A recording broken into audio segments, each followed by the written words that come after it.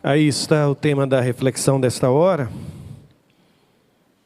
Quantas bênçãos tem um pai?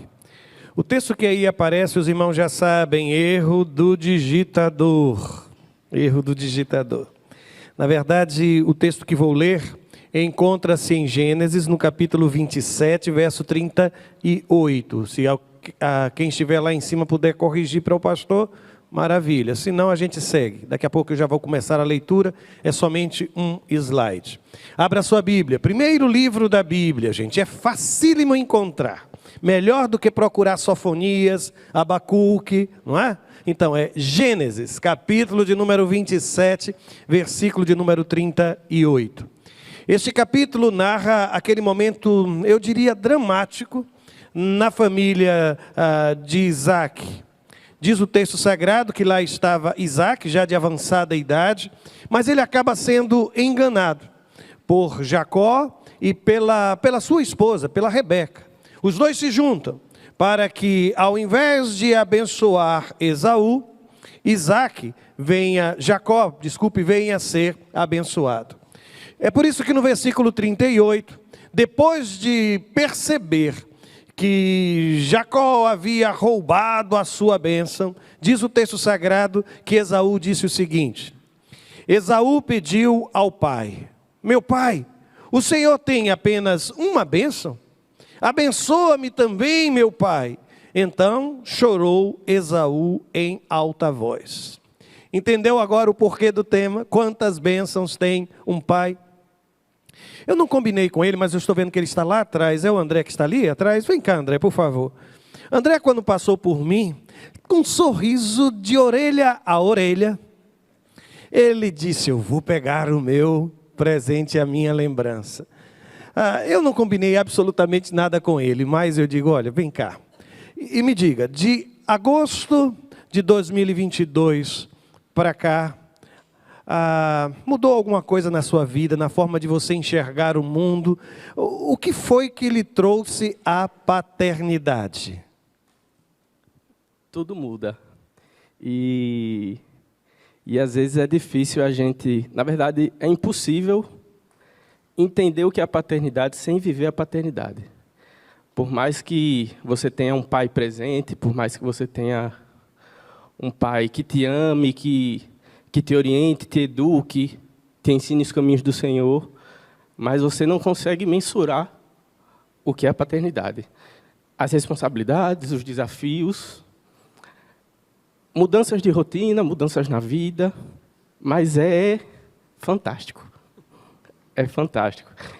Que também não tem como sentir esse amor grande que surge, se você não vivenciar. Não tem como saber o que é ser pai se não for pai. E é interessante como uma experiência como essa ressignifica a data. Uma data que era marcada pela saudade, agora se transforma em esperança, em responsabilidade, em amor, em doação. Esse rapaz teve o privilégio de ser filho de um grande amigo, de muitos dos que aqui estão, de um homem que abençoou muito as nossas vidas, o pastor Rogério. E o meu desejo é que a alegria que eu vi no seu rosto nunca falte, nunca falte. Parabéns, viu, papai? Parabéns. Pai querido, eu quero te agradecer por essa alegria que plantaste no coração do teu filho, que ela não desapareça e que ele se sinta sempre abençoado pelo Senhor no exercício da paternidade. Em nome de Jesus. Amém, amém. Muito bem, eu comecei a pensar quantas bênçãos tem um pai. Eu vou fazer o seguinte, eu vou fazer quase que uma retrospectiva, mas eu vou usar a minha experiência pessoal. Não fica com raiva disso, tá? Mas eu me lembro que houve um tempo em que eu pensei que eu abençoava meus filhos com o fruto do meu trabalho. Que eu precisava trabalhar e trabalhar muito. Eu não sei se aconteceu com você, mas eu me lembro que eu parcelei a compra de pacotes de fralda, gente. Eu me lembro que eu comprei, antes de nascer, nós tínhamos um armáriozinho E ele era só de uma porta, e ele ficou cheio de fraldas, cheio de fraldas. E a gente corre atrás para comprar remédio, para comprar fralda, e a gente trabalha. Por um instante, a gente imagina que um pai abençoa o seu filho com o fruto do seu trabalho. Mas então eles nascem. E a gente começa a querer trocar trabalho pelo tempo. E a gente começa a descobrir que a gente precisa de tempo para ficar com eles. E o curioso é que algumas dificuldades na relação entre papai e mamãe começam a surgir, porque o menino está na hora de dormir, mas ele chegou do trabalho, ele acorda o menino, acorda a menina, quer ficar brincando, aí depois ela diz, mas depois quem vai ficar não é você. E aí começam, e até que conseguem dividir esta abençoada responsabilidade que é cuidar dos filhos.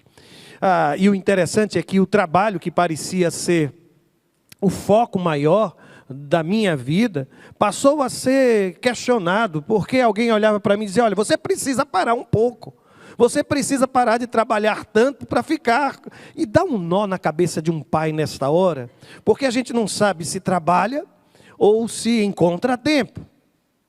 Mas o tempo passa e depois a gente começa a perceber que a gente precisa abençoar os nossos filhos com respostas. E as perguntas começam a se multiplicar, e você precisa saber de tanta coisa, precisa orientar, estabelecer limites, orientar de novo, responder de novo, e eles crescem. E a gente começa a perceber que, se houve um tempo que era trabalho, houve um tempo que a pergunta maior era acerca do tempo, agora a questão de educar, de formar, de se preocupar com o caráter, de se preocupar com a escolha, não se acaba. E de repente eles crescem um pouco mais. E alguns resolvem casar, alguns até bem cedo, não é? E a gente fica de longe, num papel de vigilância contínua, de oração contínua, quase que como um extintor de incêndio, dizendo, olha, se precisar de alguma coisa, quebre o vidro. Procure, busque. E de longe a gente fica tentando descobrir como ser pai de gente adulta, que não é uma experiência fácil. Mas surgem então os netos. Parece que é a melhor fase da paternidade, né? A bênção que Deus nos dá. Mesmo quando eles dormindo em nossa cama, se movimentam por demais, não é? Ocupam praticamente... Quem foi que ensinou esses meninos que não é para deitar assim, é para deitar assim na cama? Roubando todo o espaço do vovô e da vovó. Mas pergunta se o vovô e a vovó, mesmo sem ter dormido muito bem, reclama no dia seguinte. Quantas maneiras diferentes de abençoar a vida dos nossos filhos. Meu Deus, quantas maneiras diferentes. E aí eu comecei a ler o texto, e veio ao meu coração quase que uma contradição, né? Quando a gente olha para alguém e diz, olha, diz que me ama, mas me trata mal. Você já viveu alguma experiência assim? Que as palavras parecem dizer eu te amo, mas as atitudes vão diretamente numa direção contrária a tudo isso. Eu andei lendo sobre isso e eu achei interessante a resposta que alguém deu. Eu tentei resumir aqui, quando disse mais ou menos o seguinte, que a certeza de que você não será abandonado, que essa pessoa lhe ama incondicionalmente, não importa o que você faça, não lhe dá o direito de tratar mal quem quer que seja. Aquela família era uma família, eu vou usar uma palavra que é mais para outros especialistas do comportamento humano, ela era disfuncional, gente. Você observa claramente que na relação entre eles havia alguma coisa estranha. Porque, eu não sei qual a sua Bíblia, qual a sua tradução, mas na Almeida Corrigida Fiel está escrito assim, e amava Isaque a Esaú, porque a caça era de seu gosto, mas Rebeca amava a Jacó. Meu Deus, quer dizer que o pai amava Esaú e Rebeca amava Jacó? Pastor, isso deve ser um problema de tradução. Aí eu vou ler a tradução da Nova Versão Internacional. Isaque, diz o texto, preferia Esaú, porque gostava de comer de suas caças. Rebeca preferia Jacó. Você percebeu que, se eu substituir o verbo amar por preferir, a confusão continua dentro de casa? Não há como tornar isso muito claro. A gente encontra uma alternativa quando a gente começa a falar hoje, mas ele se identificava mais com aquele filho, porque entre eles havia uma atividade comum, uma paixão comum, que era a caça. E provavelmente Rebeca se identificava mais com Jacó, porque ele era um menino que vivia mais dentro de casa, fazia companhia a ela. Mas o interessante é que quando a gente vai ler o texto, as palavras que lá foram usadas, na verdade o que as palavras usadas fazem é deixar de forma clara o que estava acontecendo naquela casa. E o grande problema é, sou ou não sou amado? E se me ama, por que me trata assim? Somos ou não somos uma família? Mas como dentro de uma família, uma mãe pode se voltar contra o pai para que a bênção recaia sobre o seu filho preferido, sobre o seu filho mais amado? Como isso pode acontecer? Como um irmão pode se voltar contra o outro por causa de uma herança, por causa de um direito de primogenitura? O curioso é que os anos se passam, mas o número de famílias hoje divididas em função de direito de herança é muito grande, irmãos. É muito grande. Coloca dinheiro sobre a mesa de uma família. Coloca a divisão de propriedades sobre a mesa de uma família. Que situação tensa. Eu louvo a Deus se a sua família passou por isso e experimentou esse processo em paz. Agradeça todos os dias a Deus e de joelhos, viu? E de joelhos. Porque não é uma situação fácil. Realmente não é. Mas aí eu leio o texto sagrado e sabe o que é que eu observo? É que às vezes há um encontro curioso. Quando o eu não sei expressar amor se encontra com o eu não me sinto amado. Já percebeu que às vezes isso acontece dentro de uma casa? Tem alguém que não consegue expressar amor. Pode ser um filho, uma filha, um irmão, irmã, pode ser um pai, uma mãe. E do outro lado da relação, tem alguém que também não sabe lidar com isso. Um não sabe expressar, e o outro, em função disso, acaba não se sentindo amado. Meu Deus, não tem uma casa que eu não tenha conhecido um pouco mais a intimidade da família, para não ter percebido que há um filho que se sente preterido. Ela gosta dele, ela faz tudo para ele.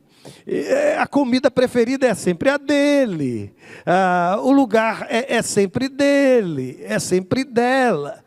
E se é você a pessoa escolhida, já está rindo, que eu estou vendo pessoas sorrindo daqui, irmãos.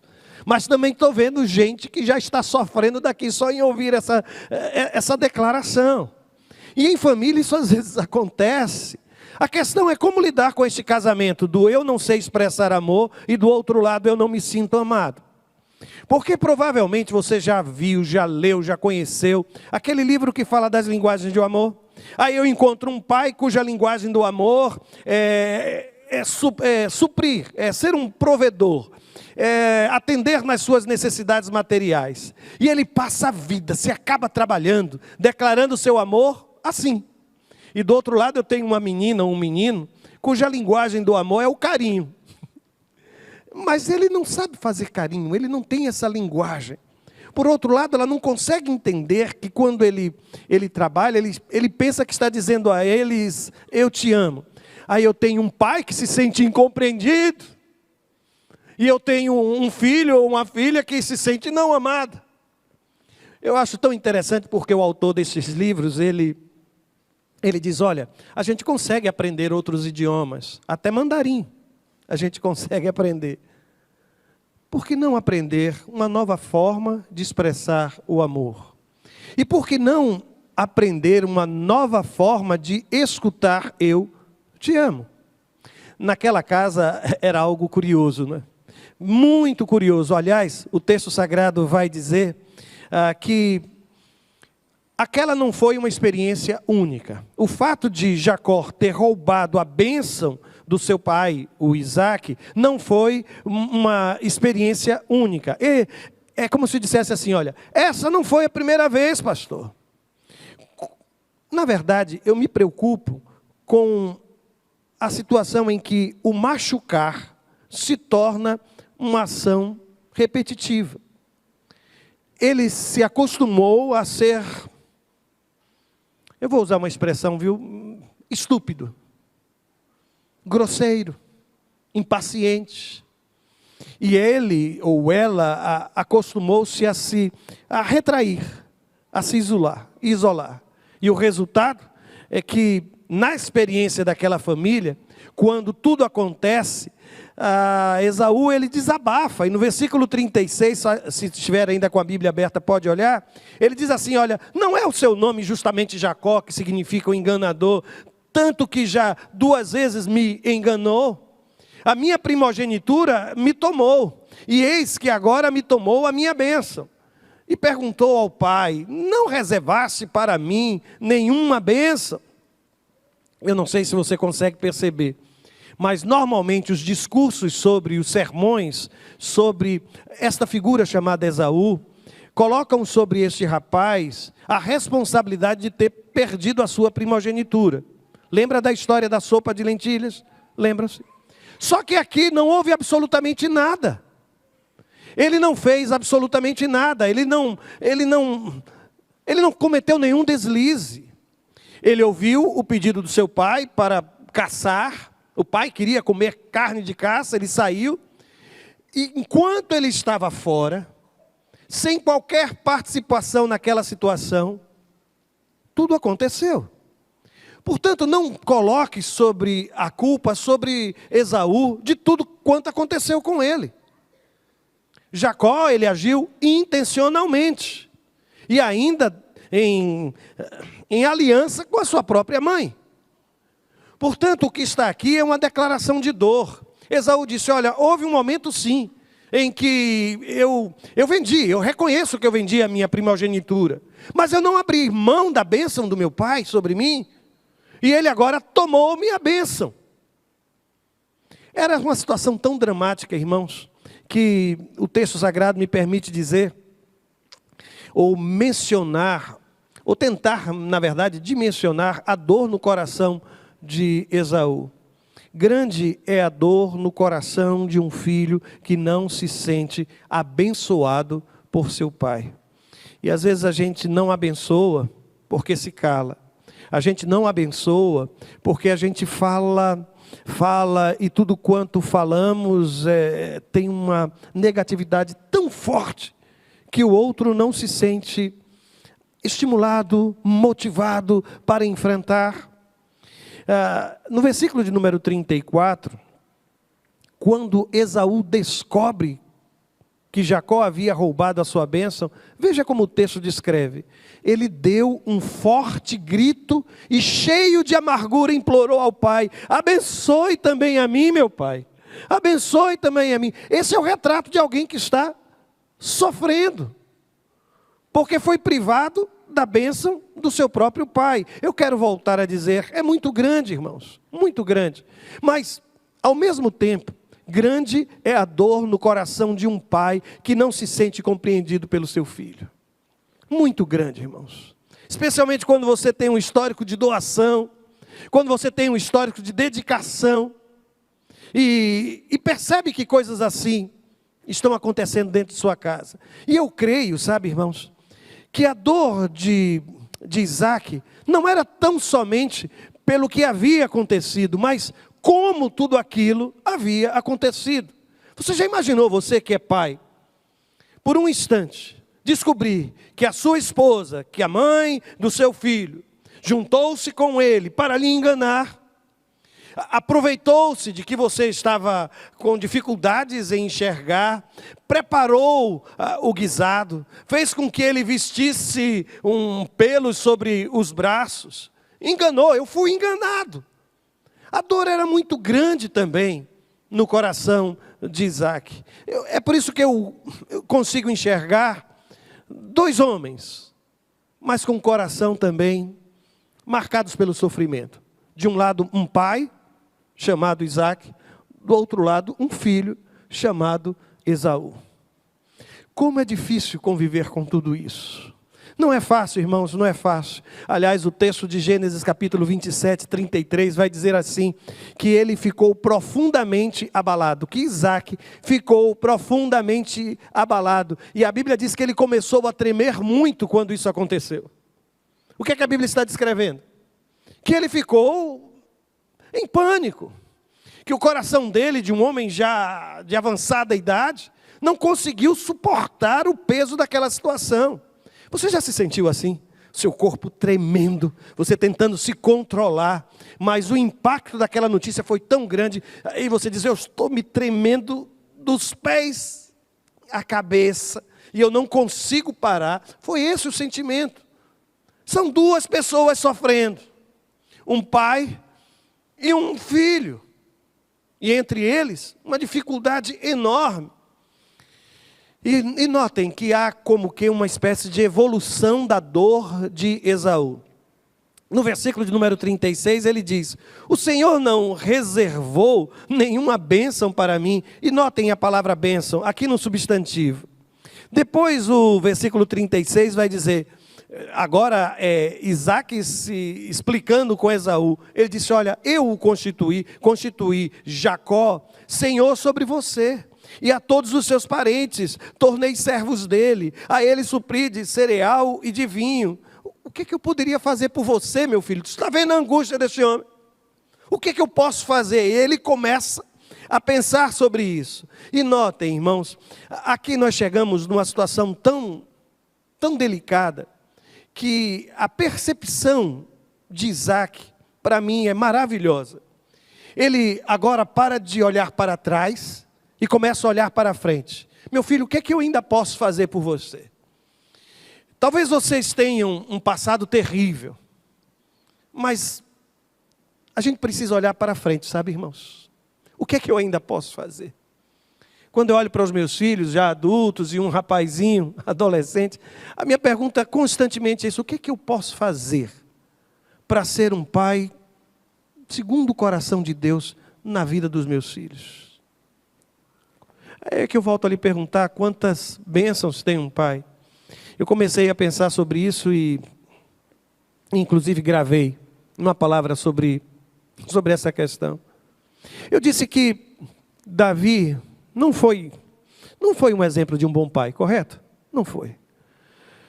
Mas ele abençoou a vida de Salomão, reservando, guardando, juntando recursos, para que mais tarde Salomão pudesse realizar o propósito de Deus para a sua vida enquanto rei, construir o templo de Jerusalém. Às vezes até eu penso que ele o fez porque na verdade ele gostaria de ter sido construtor. Mas ele abençoou a vida de Salomão. O texto sagrado também vai me dizer que Jacó, esse personagem, ele um dia presenteou o seu filho José com uma túnica colorida e abençoou assim a vida do seu filho. Eu também sei que a partir daquele momento a história de José se transformou numa dificuldade enorme. Problemas enormes eles começaram a enfrentar. Mas aquela túnica colorida deu a José a certeza de que ele era amado pelo seu pai. Lembra-se de José, o carpinteiro, que abençoou Jesus, o Filho de Deus, assumindo a paternidade? Ele o fez porque compreendeu que paternidade é missão de Deus na vida de um homem. E então ele ali se submete. Foi nesse momento que eu comecei a pensar, sabem, que talvez a pergunta de Esaú esteja errada. A pergunta não é quantas bênçãos tem um pai para dividir entre os seus filhos. Não é a bênção que eu tenho, mas a bênção que eu quero ser na vida dos meus filhos. Abençoar os meus filhos tem a ver com aquilo que eu sou, não aquilo que eu tenho. Mas eu queria ser muito prático com os irmãos. Eu queria sugerir algumas maneiras de lidar com essa história do meu pai não me ama. Eu quero... Avance por gentileza uma vez. Isso. 3 sugestões para lidar com isso, com esse sentimento do meu pai não me ama. Não, deixa eu fazer o seguinte, avance uma outra vez. Deixa eu dar 3 sugestões para lidar com essa história do o meu filho não me ama. Observem, a primeira coisa, ponha para fora. Ponha para fora. E talvez você precise até de ajuda profissional, de gente que estudou para lhe apoiar neste momento. Mas fale sobre isso. E se possível, fale com seu filho. Se possível, fale com seu pai. Você já se perguntou para onde vai aquilo que você não fala? Você já percebeu que aquilo que você não consegue falar, às vezes se aloja lá na sua pressão que continua sempre alta e descontrolada. Se aloja às vezes lá naquele seu estômago que parece arder em alguns momentos. Ou em outras partes do corpo humano, não é, irmãos? Numa irritabilidade constante. Eu quero lhe dizer, ponha para fora. E sabe por que eu estou dizendo isso? Porque ao longo do texto, eu já mencionei os versos, não vou voltar a fazê-lo. Esaú falou. Esaú chorou em voz alta. Esaú disse que estava arrasado. A Bíblia vai também dizer que Isaac conversar com ele e também abre o seu coração. Por isso, ponha para fora. Tem gente mais velha que eu, viu? E olha que eu já completei o meu primeiro ano de velhice, não foi? Mas que ainda não consegue falar sobre coisas que experimentou na relação com o seu pai. Fala. Ponha para fora. Segunda sugestão, identifique se os seus sentimentos correspondem à realidade e qual seria a verdadeira causa do problema. Porque às vezes a gente faz leituras equivocadas. Quantas vezes eu já fiz leituras equivocadas no comportamento dos meus filhos? Quantas vezes vocês já fizeram leituras equivocadas na relação marido e mulher? Você pensou que ele tinha feito isso por causa daquilo. Você pensou que ela tinha agido daquela maneira, porque não é só o que ele disse, é o que ele quis dizer quando disse aquela coisa. E mais, o que ele estava sentindo quando disse aquilo que me disse. Então a gente começa a envolver, e as nossas emoções atrapalham a nossa interpretação daquilo que estava sendo dito. Eu acho interessante, viu, é que Esaú ele é muito objetivo. No versículo 36, que eu já mencionei, ele disse assim: não é o seu nome justamente Jacó, tanto que já 2 vezes me enganou? Isso aqui não é uma imaginação, é, irmãos? Não, um fato. E a gente precisa separar nesta hora aquilo que eu estou pensando que é, daquilo que realmente aconteceu. Eu tenho encontrado gente que está intrigada até hoje, já faz anos que não se falam, porque tiveram interpretações antecipadas de situações que, se fossem esclarecidas, terminaria em abraço, em pizza, em churrasco, sabe, irmãos, em festa, em celebração. Deixe-me dar uma outra sugestão. Estabeleça como propósito ser uma pessoa diferente. E quando eu falo sobre isso, eu me arrisco a estar enxergando demais. Mas Esaú um dia foi pai. Aí a Bíblia vai me dizer no capítulo 36, versículo 10, que quando ele foi pai, ele escolheu nomes muito preciosos para os seus filhos. A Bíblia diz assim, que estes são os nomes dos filhos de Esaú. Elifaz, o filho de Ada, mulher de Esaú, e Reuel, filho de Basemate, mulher de Esaú. Quando Isaac escolheu os nomes para os seus filhos, eu acho que ele não foi muito feliz.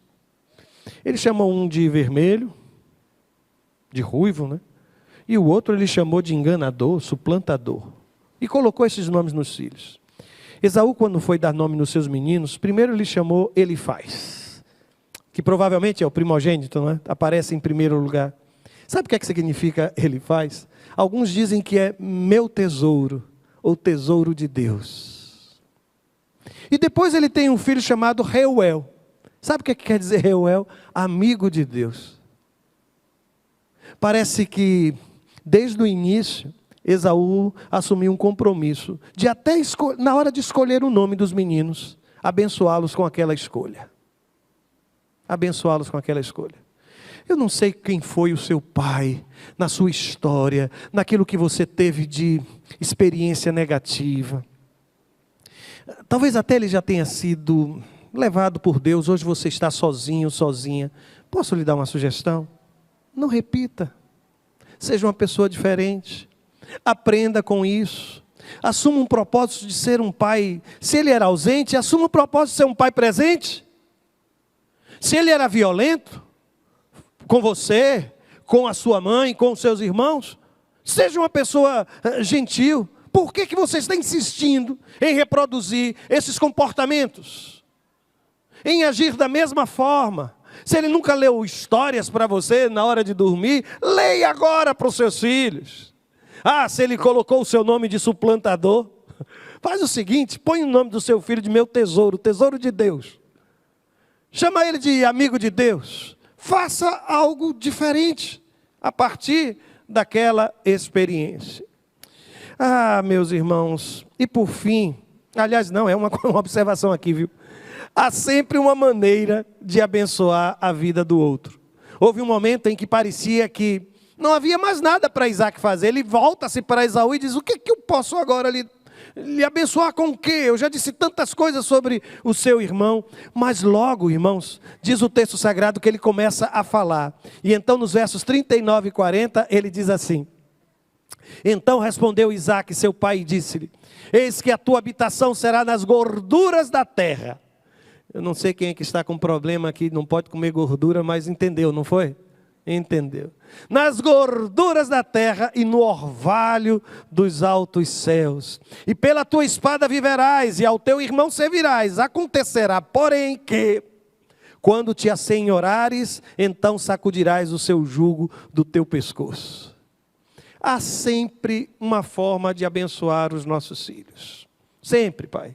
Aí você vai dizer, como eu, já estou com 61 anos, como posso abençoar? Está pensando o quê? Um garoto de 61 anos ainda pode abençoar muito a vida dos seus filhos e de seus netos. Há sempre uma forma de fazer isso. Acredite nisso. Há sempre uma forma, uma maneira de abençoar a vida de alguém. E mais, sabe, irmãos? Agora sim, por fim, acredite naquilo que Deus vai fazer em sua vida, através de sua vida, apesar de você, acredite. Porque você se recorda qual foi o centro de todo o problema entre Jacó e Esaú? Qual foi a causa de todas as rivalidades entre eles? Tem medo de dizer? Diga, pode falar. Foi o quê? Primogenitura. Foi dinheiro, foi a coisa material. Aí o tempo passa, os dois ficam sem se falar. Jacó tem que sair correndo de casa, porque Esaú disse, olha, assim que terminar o período de luto do papai, eu vou matar o meu irmão. A Rebeca escuta, manda ele para longe, para a casa do vovô, vai-se embora para a casa do irmão, lá para as terras antigas do vovô, vai para lá, vai para lá, vai para lá. Quando tudo isso acontece, o tempo passa, eles vão se reencontrar, se reconciliar, e no dia da reconciliação é impressionante, porque Jacó, morto de medo, manda na frente tudo aquilo que ele possui como presente. Ele separa um monte de animais, um monte de coisa, e diz o texto sagrado que Esaú, quando enxerga tudo aquilo, diz, meu irmão, eu não entendi uma coisa. Para que é isso tudinho que veio aqui? O que é isso? Aí o Jacó olha para ele e diz assim, eu trouxe como presente para você. Na verdade ele estava tentando aplacar a possível ira do seu irmão. Era como se Jacó tivesse descoberto que dinheiro, coisas, os animais, não valiam tanto quanto a amizade que ele tinha queria reatar com seu irmão. Que a relação com o irmão estava acima de tudo isso. E ele disse, olha, aquelas coisas que eu briguei com você, tanto por causa daquilo, eu quero lhe dar agora. E o curioso é a resposta de Esaú. Esaú olha para aquilo e diz assim, eu tenho bastante, meu irmão. Seja para ti o que tens. Aquilo que era o problema, desapareceu, irmãos.